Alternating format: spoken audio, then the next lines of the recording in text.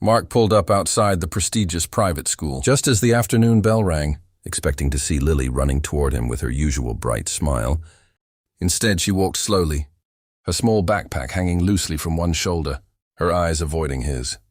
Something felt wrong instantly, but he kept his voice warm and gentle, asking about her first day. As they drove through the busy New York streets, Lily gave short, quiet answers. Staring out the window that night, as Mark helped her change into her pajamas, his hands suddenly froze. There on her small arms were faint but unmistakable bruises. His chest tightened, a wave of anger rising so fast it made his hands shake, but he forced himself to stay calm for her. Kneeling beside her, Mark softened his voice and asked, "What happened?" Lily hesitated, her lips trembling as she tried to find the words. Finally, she whispered about a staff member who had been mean. Someone who grabbed her when she didn't understand instructions and squeezed too hard when she tried to pull away. Each word felt like a knife twisting deeper into Mark's heart. He gently reassured her that she had done nothing wrong, that she was safe now, and that he would handle everything. After tucking her into bed and waiting until she fell asleep, Mark stepped into the living room, his expression changing completely. The calm father disappeared, replaced by the focused intensity of the man he used to be. He took clear photos of the bruises, documenting every detail carefully. Then he opened his laptop, digging into school forums, parent groups, and review pages.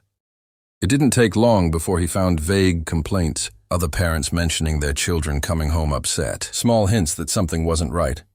Mark reached out privately, asking careful questions, and within hours, a few parents responded with similar concerns. His instincts sharpened with every message. This wasn't an isolated incident. Something bigger was being hidden behind the school's polished reputation. As midnight approached, Mark leaned back in his chair, connecting the dots. He knew exactly how systems like this protected themselves. Silence, intimidation, and image control. But they had made one mistake. They had hurt his daughter. And what they didn't know was that Mark wasn't just another overwhelmed single parent trying to make ends meet. He had spent years exposing powerful people who thought they were untouchable. Now, with evidence building in front of him, that same relentless determination returned. This time it was personal. By sunrise, Mark was already dressed, his laptop open and phone buzzing with replies.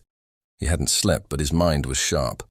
Driven by purpose, the messages from other parents had grown overnight. More stories, more details, all pointing to a disturbing pattern the school had carefully hidden. He organized everything with precision, creating a clear timeline, attaching photos and labeling testimonies. Years ago, this had been his world, and slipping back into it felt natural. But this time, every piece of evidence carried a heavier weight. This wasn't just another story.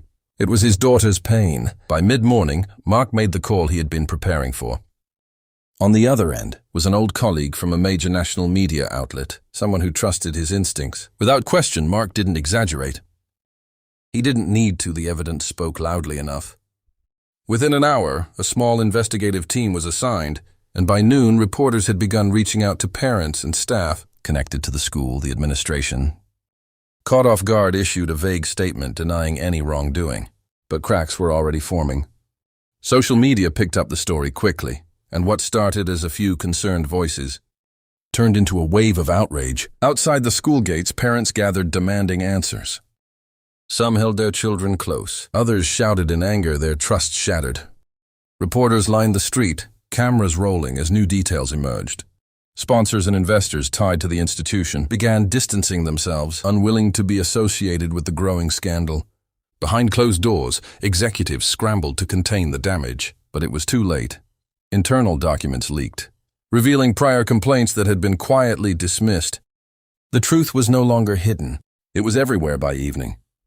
The impact was undeniable. The company that owned the elite school released an urgent statement announcing suspension of operations, citing internal review, but everyone knew what it meant. Lawsuits were already being filed, and financial partners had started pulling out the foundation. They had built on secrecy was collapsing in real time. Mark stood near his apartment window, watching the news unfold on multiple screens, his jaw set but his eyes softening when he glanced toward Lily, playing quietly in the next room. When she ran up to him, wrapping her arms around his waist, he knelt and held her tightly. The noise of the outside world faded. In that moment, cameras, Headlines and corporate downfall didn't matter as much as this. Her safety, her trust, her smile slowly returning. Mark knew the fight wasn't completely over, but one thing was certain. He had made sure his daughter's voice was heard, And in doing so, he had given courage to many others who had been afraid to speak.